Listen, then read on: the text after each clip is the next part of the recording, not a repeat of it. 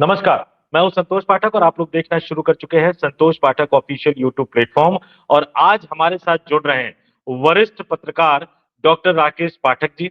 लेखक भी है, पत्रकारिता के गुरु भी रहे हैं और इनके सिखाए हुए कई पत्रकार जो हैं अलग अलग क्षेत्रों में अलग अलग जगहों पर झंडा आज भी बुलंद कर रहे हैं। तो आपका बहुत बहुत स्वागत है Rakesh sir. Thank you thank you Rakesh sir, Santosh. Rakesh sir, नव वर्ष के पहले तमाम दर्शकों को और आपको भी ढेर सारी शुभकामनाएं, लेकिन हमें इस तरह की चर्चा करनी पड़ रही है और वो चर्चा की एक पत्रकार ने एक सवाल पूछ लिया। आमतौर पर ये सवाल, जो बेसिक ड्यूटी हम लोगों की थी वो वही थी, उसी तरह के सवाल पूछने हम लोगों की एक बेसिक ड्यूटी थी। और मुझे याद आ रहा है कि नई दिल्ली रेलवे स्टेशन पर जब एक बार भगदड़ मची थी, क्योंकि मैं रेलवे कवर किया करता था तो मैं वहां गया। बहुत ईमानदार अधिकारी हुआ करते थे, अश्वनी लोहानी साहब बहुत ईमानदार अधिकारी हुआ करते थे, डीआरएम हुआ करते थे। लेकिन चूंकि उस दिन भगदड़ मची थी, अंतिम समय पर प्लेटफॉर्म बदला गया था, तो मुखिया वही थे, तो जिम्मेदारी उनकी थी और वो ग्राउंड जीरो पे थे। 1.5-2 किलोमीटर तक, 1-1.5 किलोमीटर तक, यानी प्लेटफॉर्म से लेकर उनके ऑफिस तक उनसे सवाल पूछता मैं चला गया। आरपीएफ रोक रही थी, आरपीएफ हमारे कैमरे को रोक रही थी, लेकिन मैंने सवाल पूछना बंद नहीं किया और हमारे चैनल पे अनकट वो पूरा का पूरा चला था। अब नेताओं की आदत क्या इतनी खराब हो गई है कि अमित शाह हो या कैलाश विजयवर्गीय हो या पंकज चौधरी हो, जुबान खुलते ही सिर्फ उसी तरह के शब्द निकलते हैं जो विवाद पैदा कर देते हैं, या सवाल सुनने की आदत छूट गई है इनको, या इनको लगता है कि अब हम तानाशाह हो गए, लोकतंत्र है नहीं। ये कौन सा पत्रकार आके हमसे सवाल पूछेगा जब इनके मालिक और संपादक सरेंडर कर जाते हैं, झुके हुए हैं। देखिए संतोष जी, ये जो परिस्थितियां बनी है ये एक दिन में नहीं बनी। पिछले 12 सालों से इसके लिए खाद पानी दिया जा रहा है। अब ये अमृत काल है, नरेंद्र मोदी का काल है, अमित शाह का युग है। इसमें सत्ता से सवाल पूछना देशद्रोह है। इसलिए अमित शाह बंगाल में बौखला जाते हैं एक मामूली सवाल पर। कैलाश विजयवर्गीय इंदौर में हमारे एक पत्रकार साथी के साथ बदसलूकी करते हैं, बाकायदा अपशब्दों का इस्तेमाल करते हैं। पंकज चौधरी का आपने जिक्र किया और ऐसे अनेक नेता हैं इस वक्त। इसके पीछे वजह यह है कि लगातार मिल रही चुनावी जीत ने उन्हें अहंकार के उस स्तर पर पहुंचा दिया जहां उन्हें लगता है कि अब वे प्रश्नों के दायरे से बाहर है, उनसे सवाल नहीं पूछा जा सकता, क्योंकि जनता तो उन्हें चुनाव जिता रही है, वे जीत रहे हैं। और सवाल पूछना खतरनाक भी है। कितने पत्रकार पिछले सालों में जेल भेज दिए गए हैं, कितने लोगों की संदिग्ध परिस्थितियों में मौत हो गई है। उत्तर प्रदेश में एक युवा पत्रकार ने मिड डे मील में किस तरह दाल में पानी मिलाकर दाल के नाम पर पानी खिलाया पिलाया जा रहा था बच्चों को, उसके खिलाफ केस रजिस्टर हो गया, मुकदमा कर दिया गया। तो ये जो दौर है इसमें सच बोलने वाले बहुत ज्यादा खतरे में है और सच बोलने वालों से सत्ता घबराती है। उम्मीद फाजली साहब है, निदा फाजली के बड़े भाई थे, उनका एक शेर है, आसमानों से फरिश्ते जो उतारे जाएं, आसमानों से फरिश्ते जो उतारे जाएं, वो भी इस दौर में सच बोलें तो मारे जाएं। लेकिन इसके बावजूद सच बोलने वाले हैं, संतोष पाठक जैसे लोग हैं, जो अश्विनी लोहानी से सवाल करते चले जाते हैं 1 किलोमीटर तक। प्रसंगवश बता दें, अश्विनी लोहानी मध्य प्रदेश काडर के आईएएस अधिकारी जी, जी बिल्कुल। जी, और और अच्छे बहुत काबिल ईमानदार है, अधिकारियों में, काबिल अधिकारी। ईमानदार और अच्छे, बिल्कुल बिल्कुल काबिल अधिकारियों में गिनती। तो सवाल पूछने वाले लोग इतने जोखिम उठाकर भी सवाल पूछ रहे हैं। लेकिन कैलाश विजयवर्गीय ने जो कुछ किया, अमित शाह ने जो कुछ किया, वो स्वस्थ लोकतंत्र के लिए अच्छा संकेत नहीं है। आखिर बंगाल में उस पत्रकार ने ऐसा क्या पूछ लिया था? यही तो कहा था कि 75 साल का फॉर्मूला है। नरेंद्र मोदी जी 75 साल के हो चुके हैं। सीधा जवाब दे देते कि हमारी पार्टी में कोई ऐसा लिखित संविधान नहीं है, कहीं नहीं लिखा है। हो सकता है प्रतिप्रश्न करता पत्रकार, तो फिर आपने मुरली मनोहर जोशी, लाल कृष्ण आडवाणी, जसवंत सिंह, इन सबको क्यों रिटायर कर दिया था 75 साल पर? यही डर है सत्ता में बैठे लोगों को कि लोग प्रश्न करेंगे, प्रतिप्रश्न करेंगे और उनके जवाब इनके पास नहीं। आप इनकी बात क्यों कर रहे हैं? अमित शाह, कैलाश विजयवर्गीय 56 इंची सीने वाले प्रधानमंत्री ने 12वां साल चल रहा है, एक भी प्रेस कॉन्फ्रेंस नहीं की। दुनिया का सबसे बड़ा ताकतवर देश अमेरिका वहां के राष्ट्रपति के सीने पर चढ़कर बिल्कुल प्रेस कॉन्फ्रेंस होती है उसके दफ्तर में, ओवल दफ्तर में। मुश्किल से 6 फुट की दूरी बचती है। लोग सवाल पूछते हैं, डोनाल्ड ट्रंप के मुंह पर कह देते हैं कि mister president you are lying, आप झूठ बोल रहे हैं। या कौन कह सकता है प्रधानमंत्री से आप झूठ बोल रहे हैं? क्योंकि सवाल पूछने वाले तो उनकी मर्जी से उन तक पहुंचते हैं कि आप नहीं, और बटुआ रखते हैं कि नहीं रखते हैं, आपके चेहरे पर इतनी चमक क्यों है, आप आम काट कर खाते हैं कि चूस कर खाते हैं।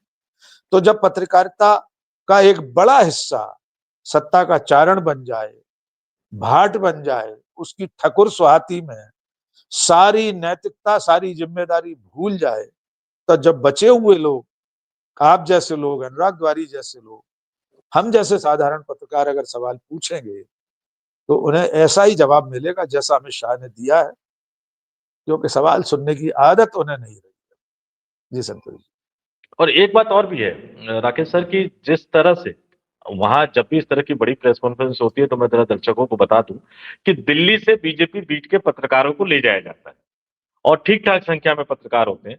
लेकिन भाई आपको वहां के स्थानीय पत्रकारों को भी एक दो सवाल पूछने का तो मौका देना पड़ेगा।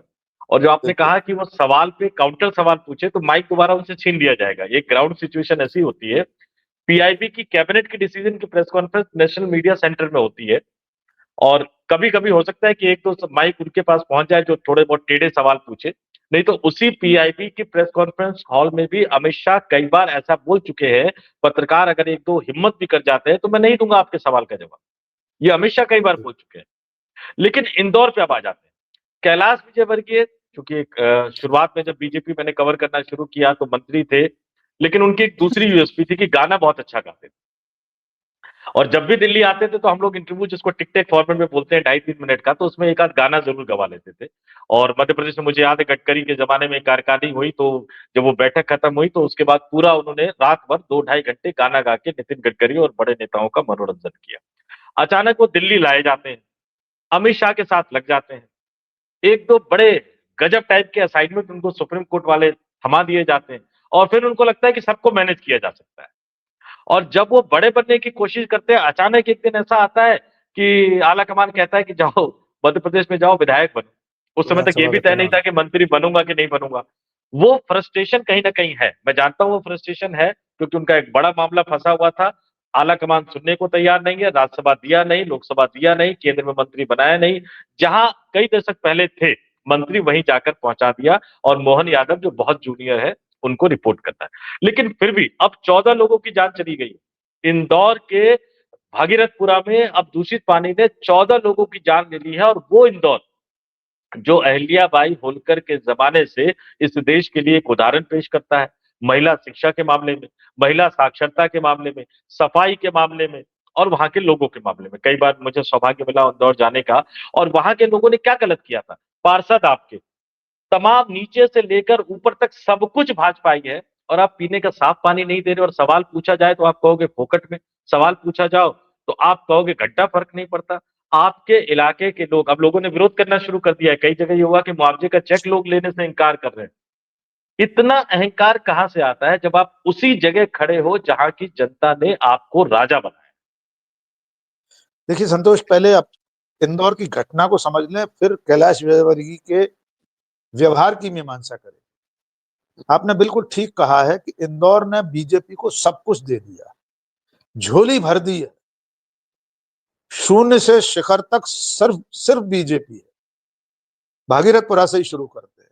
भागीरथपुरा का पार्षद कमल वाघेला बीजेपी का पार्षद, पूरी नगर निगम बीजेपी की है, महापौर बीजेपी का है, 9 के 9 विधायक, इंदौर जिले में 9 ही सीटें हैं, भारतीय जनता पार्टी के हैं। दशकों से सांसद भारतीय जनता पार्टी का है।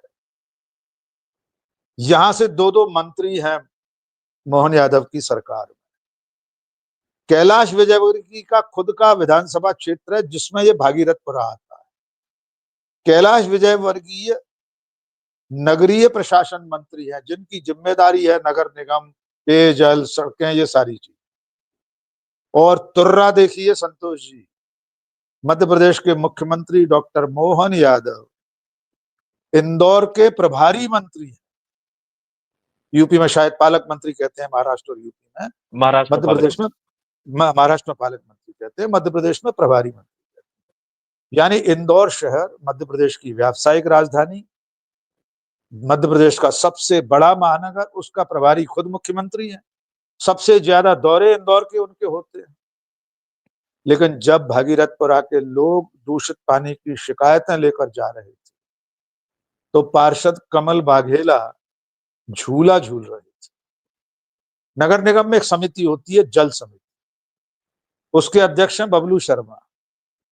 वे इसी दौर में, पिछले एक पखवाड़े में, जब लोग तरस रहे थे साफ पानी के लिए, दाल बाटी चूरमा की पार्टी कर रहे थे।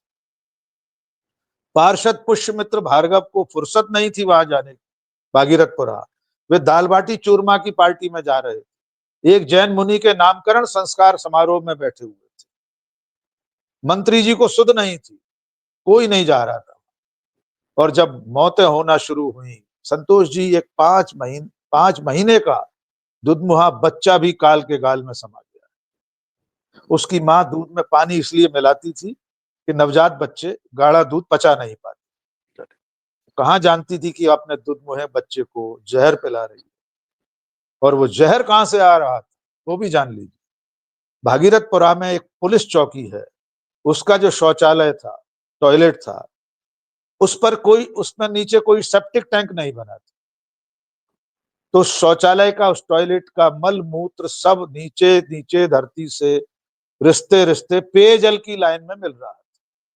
वो पानी पी रहे थे भागीरथपुरा के लोग, मल मूत्र का पानी पी रहे थे। इसलिए 14 जिंदगियां ये गंदा पानी लील गया है। और अब जो विजयवर्गीय ने सुलूक किया, उस पर आते। देखिए, जब पूरे देश के सामने आ गया कि नगर निगम, इंदौर का प्रशासन, मंत्री, सरकार, सबकी लापरवाही से इतने लोग मर रहे हैं, तो वे बौखला गए। लेकिन इस बौखलाहट के पीछे सिर्फ तात्कालिक कारण ये नहीं है कि इंदौर में बच्चों की मौत। अभी पिछले महीने तो यहाँ पर सरकारी अस्पताल में चूहे कुतर गए थे नवजात बच्चों को, कई बच्चों की मौत हो गई थी। लेकिन कैलाश विजयवर्गीय के मन में कहीं अंदर खाने कोई असंतोष है, कोई कुंठा है, कोई हताशा है। वही हताशा जिसका जिक्र आप कर रहे हैं कि वे दिल्ली तक पहुंच गए थे, अमित शाह के खासम खास बन गए थे, उनके सबसे खास सिपह सालार बंगाल भेजे गए प्रभारी महासचिव के रूप में, मध्य प्रदेश में मुख्यमंत्री बनने का सपना देख रहे थे। उन्हें लगता था कि जब मैं नंबर 2 का खास हूं अमित शाह का, तो मुझे अब कौन रोक सकता है। और 2023 के बाद वो मौका भी आया, उन्हें उल्टे विधानसभा चुनाव लड़ने भेज दिया गया। जीत भी गए, जीतना ही था। इंदौर में तो एक छत्रराज है बीजेपी। तब उन्हें लगा कि अगर शिवराज को दिल्ली बुलाया जाएगा तो उनकी लॉटरी खुल सकती है। लेकिन पर्ची किसकी खुली? विधायक दल की बैठक में चौथी 5वीं कतार में बैठे डॉक्टर मोहन यादव। तब से कैलाश विजयवर्गीय और ज्यादा हताश है। उन्हें लगता है कि राजनीति में अब ये मेरी अंतिम पारी की तरफ बढ़ने के दिन है। लगातार इतनी बार विधायक, सांसद सब रह लिए, राष्ट्रीय महासचिव रह लिए, मंत्री तो कितने साल पहले रह लिए थे मध्य प्रदेश में, कितने साल पहले।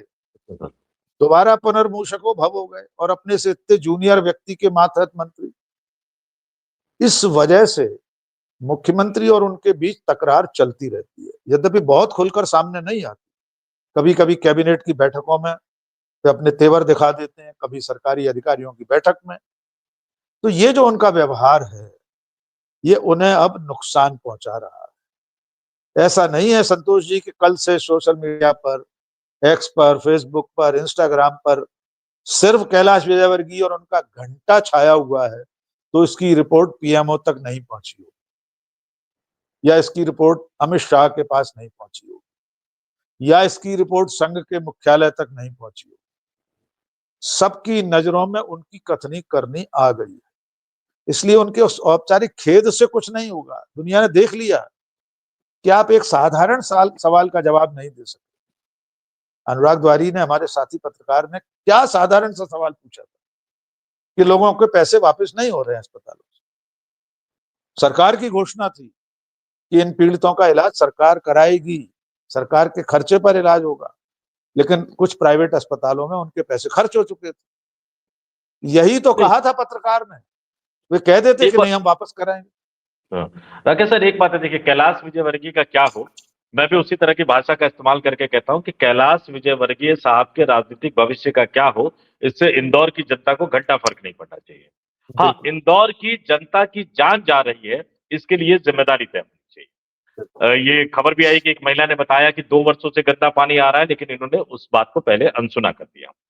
अब आपने कहा कि नरेंद्र मोदी, अमित शाह और राष्ट्रीय स्वयंसेवक संघ, आरएसएस के एक बड़े नेता ने एक जमाने में कहा, और अभी सोशल मीडिया पर जब कई तरह की चीजें पाबंदी लगाने की बात हो रही, तो ऑफ द रिकॉर्ड उन्होंने कहा कि अगर सब कुछ को दबा दोगे तो आप जनता को मजबूर करोगे कि वो सड़कों पे उतर जाए। बिल्कुल अभी सुप्रीम कोर्ट ने अपने ही फैसले अरावली वाले पे समझ में आ गया कि भैया ये बैकफायर कर रहा है। अब नरेंद्र मोदी तो इनसे भी बड़े वाले गुरु हैं, कैलाश विजयवर्गीय से। कैलाश विजयवर्गीय तो बड़े छोटे हैं। इस देश में कोई भी आपदा आ जाए, गुजरात में कोई भी आपदा आ जाए, उनकी जुबान नहीं खुलती। हाँ, अगर उस राज्य में चुनाव हो तो जरूर जुबान खुल जाएगी, और मुआवजे का ऐलान भी प्रधानमंत्री राष्ट्रीय राहत कोष से वो कर देते हैं। और बयानों के मामले में तो नरेंद्र मोदी साहब तो मास्टर है, इनके बॉस है, और उसी पाठशाला से पढ़ के ये बयान ये सीख रहे हैं। कार्रवाई होगी, इस बात की उम्मीद नहीं है। लेकिन एक बड़ा सवाल कि जब आप ये अहंकार मन में पाल लेते हो कि इस्तीफा नहीं होगा, कार्रवाई नहीं करेंगे, जिम्मेदारी तय नहीं करेंगे, ब्यूरोक्रेसी भी इसका फायदा उठाते हुए नजर आती है। आप घोषणा करते हो, लोगों को मदद नहीं मिलती, लोगों को पैसा नहीं मिलता। और ये किस्सा सिर्फ मध्य प्रदेश का नहीं, मध्य प्रदेश को ये प्रयोगशाला कहते हैं, लेकिन मैं मध्य प्रदेश को कहता हूं कि लंबे समय से इन्होंने मध्य प्रदेश को क्या दिया, व्यापम जैसा एक बड़ा घोटाला दिया। मध्य प्रदेश के कई शहरों में जो सीडी वाली बात आती है, लगातार निकल के आती रहती है। मध्य प्रदेश में कई बार आप सांप्रदायिक सद्भाव को तोड़ते हुए नजर आते हैं। चाहे वो शिवराज सिंह चौहान रहे, वो भी अपनी जिम्मेदारी से मुक्त हो नहीं सकते, चाहे वो मोहन यादव रहे। इनकी आपसी लड़ाई का खामियाजा जनता भुगत रही है। ना मोदी कोई कार्रवाई करेंगे, ना अमित शाह कोई कार्रवाई करेंगे, नितिन नवीन तो अभी कार्रवाई करने की हैसियत में है भी नहीं। मध्य प्रदेश की जनता कब तक सिसकती रहेगी, कब तक तड़पती रहेगी, और इंदौर खासतौर से, क्योंकि इंदौर ने सब कुछ दे दिया है। एक नेता जो विधानसभा का टिकट मिलता है, वो जाके कहता है कि नहीं, मैं तो चुनाव प्रचार नहीं भी करूंगा तो भी मैं जीत जाऊंगा। ये इंदौर की जनता के बल पे ही तो वो कह रहे हैं।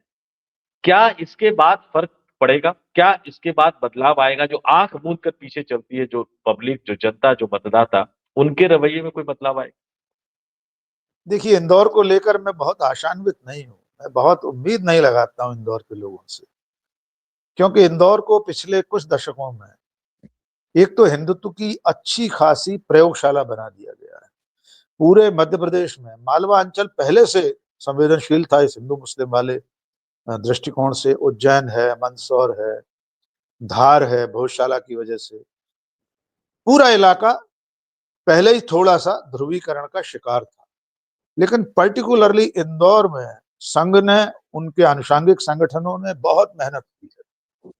अभी शायद पिछले साल किसी बड़ी वेबसाइट ने रिसर्च करके इंदौर के बारे में बताया था कि इंदौर शहर भीतर से कितना खोखला हो गया है सांप्रदायिक सद्भाव के मामले में। देखिए, प्रशासन का आप जिक्र कर रहे थे, प्रशासन भी इन नेताओं के इशारे पर उसी तरह पंगु बन चुका है जैसा ये लोग चाहते हैं।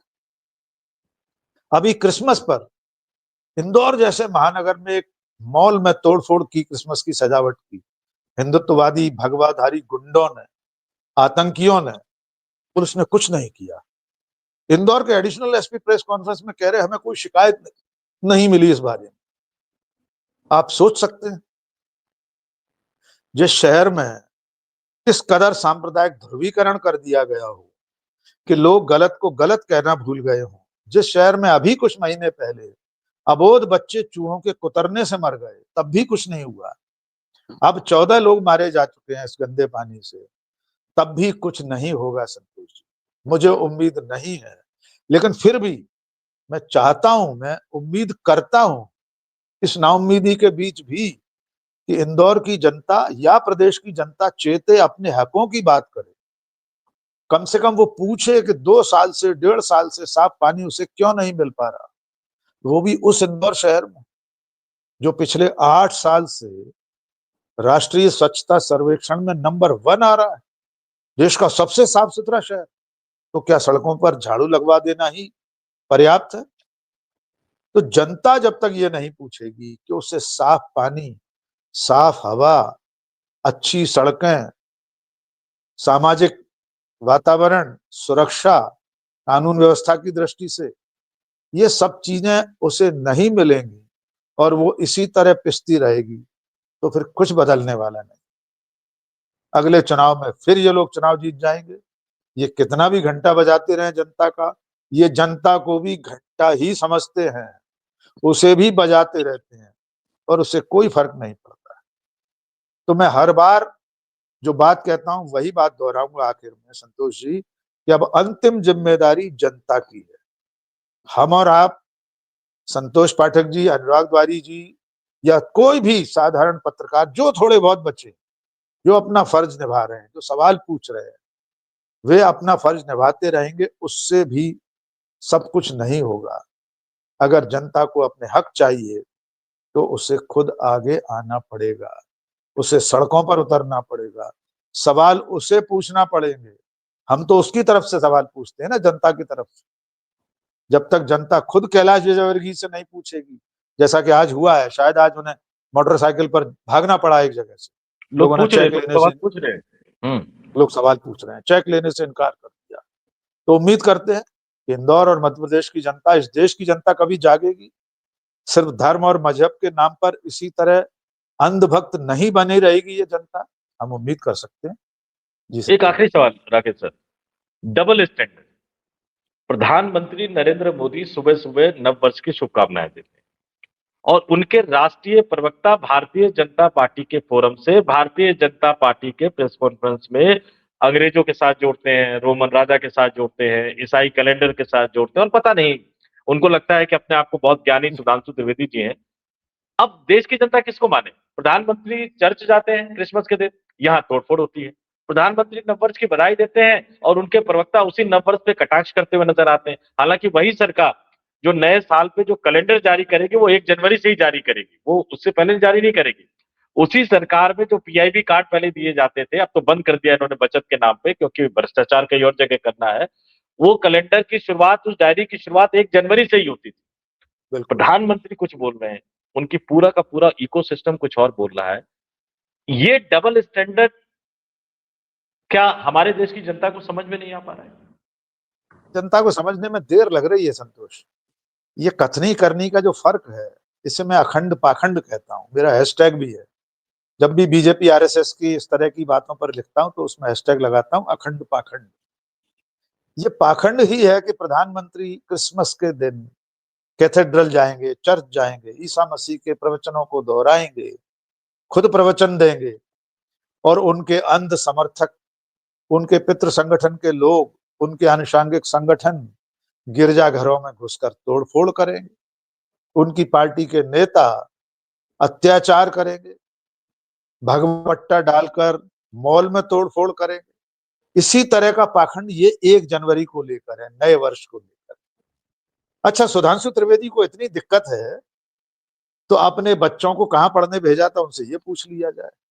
वे भी इंग्लिश मीडियम में पढ़े होंगे, विदेशों में पढ़ रहे हैं बीजेपी के सारे नेताओं के बच्चे, अंग्रेजी स्कूलों में, अंग्रेजी कॉलेजों में पढ़े हैं।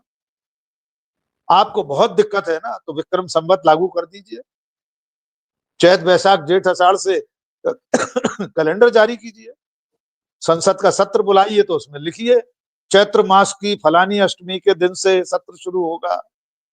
डोनाल्ड ट्रंप के व्हाइट हाउस से पत्राचार करें तो उसमें अंग्रेजी डेट मत लिखिए, इंग्लिश कैलेंडर मत लिखिए।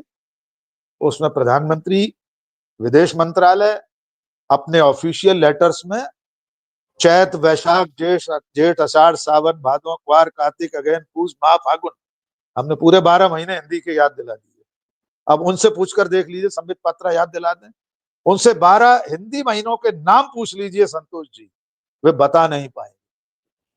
जैसे बीजेपी का एक भी प्रवक्ता वंदे मातरम की 2 पंक्तियां भी, 2 पद भी दोहरा नहीं पाता। ये इनका अखंड पाखंड जनता क्यों नहीं समझ रही है, ये सवाल आपका $1,000,000 क्वेश्चन है। जिस दिन जनता ये समझ लेगी कि उसके साथ धोखा हो रहा है, उसके साथ पाखंड हो रहा है, एक तरफ उससे हिंदू राष्ट्र के काम में लगा दिया गया है, मुसलमानों से, ईसाइयों से डराया जा रहा है। और किससे डर रहे हैं संतोष जी? सिर्फ 2.5% आबादी है ईसाइयों की, 80% हिंदू, 2.5% क्रिश्चियन से डरे हुए हैं। कमाल के कायर लोग हैं भाई। लेकिन ये हिंदू वो वाले नहीं है, ये भाजपाई हिंदू हैं, ये संघी हिंदू हैं, ये बजरंग दल वाले हिंदू हैं, ये विश्व हिंदू परिषद वाले, हिंदू रक्षा दल वाले हैं, ये डरे हुए हैं। बाकी जो सच्चा हिंदू है, सच्चा सनातनी है, वो किसी से नहीं डरता। और दुनिया में बिल्कुल। कौन सा गणित होगा जो 2.5 लोग 80 लोग, 2.5 लोगों से 80 लोग डरने वाले दुनिया के किस देश में होंगे? इसलिए मैं फिर दोहराता हूं, जनता ने जिस दिन इनके पाखंड को समझ लिया, कथनी करनी के इस फर्क को समझ लिया, जनता इनको सड़कों पर दौड़ा लेगी संतोष जी। इनको बचने के लिए जगह नहीं मिलेगी। जी। बिल्कुल राकेश सर, आपने बिल्कुल सही कहा और नव वर्ष पे हम भी ये कामना करेंगे कि ईश्वर ने मानव जीवन दिया है तो कुछ सोच के ही दिया होगा। मानव मतलब तर्क, तर्क मतलब सवाल, और लोकतंत्र की बुनियादी शर्त यही होती है कि आपके सवाल पूछने की आजादी को छीनने का किसी को भी हक नहीं होना चाहिए। राकेश सर, हमारे साथ जुड़ने के लिए आपका बहुत बहुत धन्यवाद और आभार।